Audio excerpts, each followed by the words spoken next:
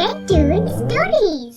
आज की अपनी इस वीडियो में हम आपको एक प्यारे से स्टोरी के बारे में बताएंगे, जिसके अंत में आपको एक प्यारा सा संदेश मिलेगा जो आपको मोटिवेट कर सकता है।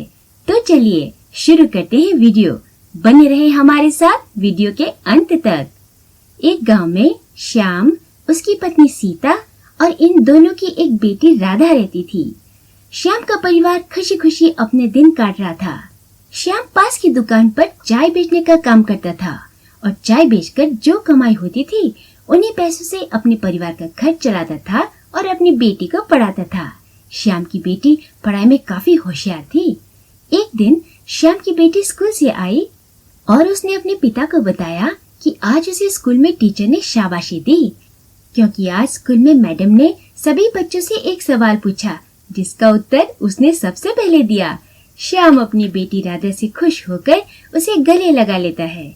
सब सही चल रहा था कि एक दिन अचानक से श्याम की पत्नी सीता का पैर फिसलता है और उसका सर दीवार पर लगता है, जिससे उसकी मौके पर ही मौत हो जाती है। ये देखकर श्याम की मानो जैसे दुनिया से उजड़ गई हो। श्याम की बेटी राधा माँ के जाने के बाद ठीक से खाना भी नहीं खाती है और न ही ठीक से पढ़ाई करती है। अपनी बेटी की इस हालत को देखकर श्याम काफी परेशान हो जाता है और फिर वो राधा के लिए शादी करके एक नई माँ घर लेकर आता है, जिसका नाम सुनीता होता है।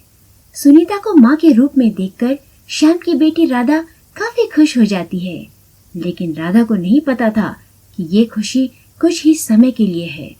कुछ दिनों बाद राधा की नई माँ सुनीता का व्यवहार राधा के लिए एकदम से बदल जाता है और जैसे ही सुनीता का पति श्याम काम पर जाता था, पीछे से सुनीता राधा के स्कूल के आने के बाद घर के सभी काम उससे करवाती थी। सुनीता हमेशा राधा को डांटती थी और उसकी कोई भी गलती होने पर उसे मारती भी थी, लेकिन इसकी शिकायत राधा ने कभी भी अपने पिता से नहीं की और बस वो ये दर्द सहती रही। एक दिन राधा ने अपने पिता श्याम से स्कूल में फीस भरने के लिए पैसे मांगे, तो श्याम ने अपनी बेटी राधा से कहा कि अपनी माँ से स्कूल की फीस के पैसे ले लो। लेकिन जब राधा अपनी माँ सुनीता से स्कूल की फीस भरने के लिए पैसे मांगती है, तो वो राधा को पैसे देने से साफ साफ मना कर देती है। स्कूल की फीस न भरने के कारण राधा को स्कूल से निकाल दिया जाता है। इसके बावजूद भी राधा अपने पिता से इसके बारे में कुछ नहीं बताती। अब जैसे ही श्याम काम पर जाता था, तो पीछे से सुनीता राधा से घर का सभी काम करवाती थी और खुद आराम से बैठी रहती थी। ऐसे ही कुछ दिन चलता रहा और एक दिन अचानक से श्याम को हार्ट अटैक आता है और उसकी मौत हो जाती है। इसके बाद तो मानो जैसे राधा का सब कुछ उससे छीन सा गया हो। सुनीता का व्यवहार राधा के लिए और बेकार होता चला गया और एक दिन सुनीता ने राधा से बोला कि तुम आज से अपने पिता की जगह दुकान पर चाय बेचने जाया करोगी और जो भी कमाई होगी वो सब पैसे मेरे को दिया करोगी, वरना घर पर मत आना आज से। राधा पास की दुकान पर चाय बेचने जाती है और जो भी दिन भर की कमाई होती थी वो सीधा अपनी नई माँ सुनीता के हाथ में रख देती थी। एक दिन राधा की कमाई नहीं होती और वो खाली हाथ घर पर आती है।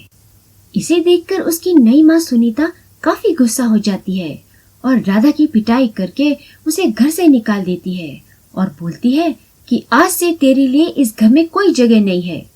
राधा रोते रोते घर से दूर आ जाती है। कुछ देर बाद ही राधा देखती है एक औरत के सीने में दर्द होता है और वो बेहोश हो जाती है।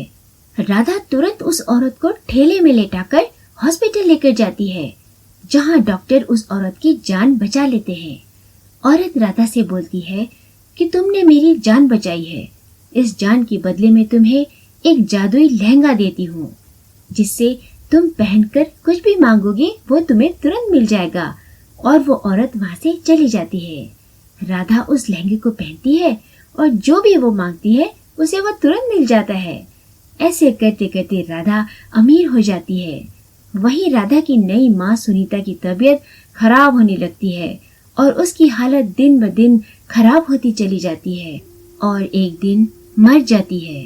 तो दोस्तों, इस कहानी से हमें सीख मिलती है कि जो जिसका बुरा करता है उसके साथ भी बुरा ही होता है।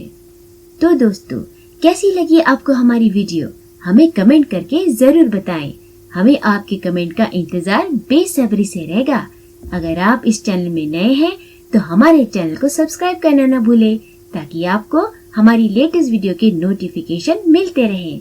मिलते हैं दोस्तों अपनी अगली नई वीडियो के साथ। तब तक के लिए धन्यवाद। Thanks for watching.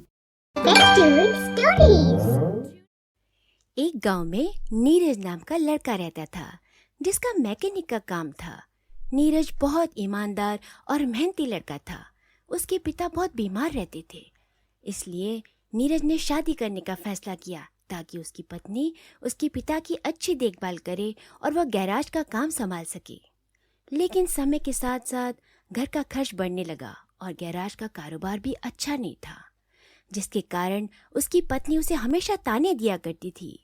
एक मेरी फूटी किस्मत, जब से शादी की है एक रुमाल तक खरीद कर नहीं लेके आया, और पड़ोस वाली कविता आज सोने के जेवर लेके आई है। परंतु आपकी कमाई से हमारे रोज का खर्चा ही निकल जाए वही बहुत है। अरे सारा दिन चिक चिक करती रहती हो, कभी तो प्यार से बात भी कर लिया करो। देखना एक दिन मैं भी बहुत अमीर बन जाऊंगा, फिर तुम जितनी मर्जी गहने और कपड़े खरीद लेना, फिर हमारे पास कोई चीज की कमी नहीं होगी। हाँ बस ठीक है। अरे बातें करने से कभी कोई कुछ हासिल कर पाया? अब आपकी चिकनी चुपड़ी बातों में मैं नहीं आने वाली। जब से घर में मेरी शादी हुई है मैंने सपने देखना ही छोड़ दिया है। घर में पत्नी के ताने सुनकर नीरज तंग आ गया था। अपनी पत्नी को खुश और उसकी सभी इच्छा पूरी करने के लिए नीरज गैराज में खूब मेहनत करता, दिन भर अपने काम में ही लगा रहता।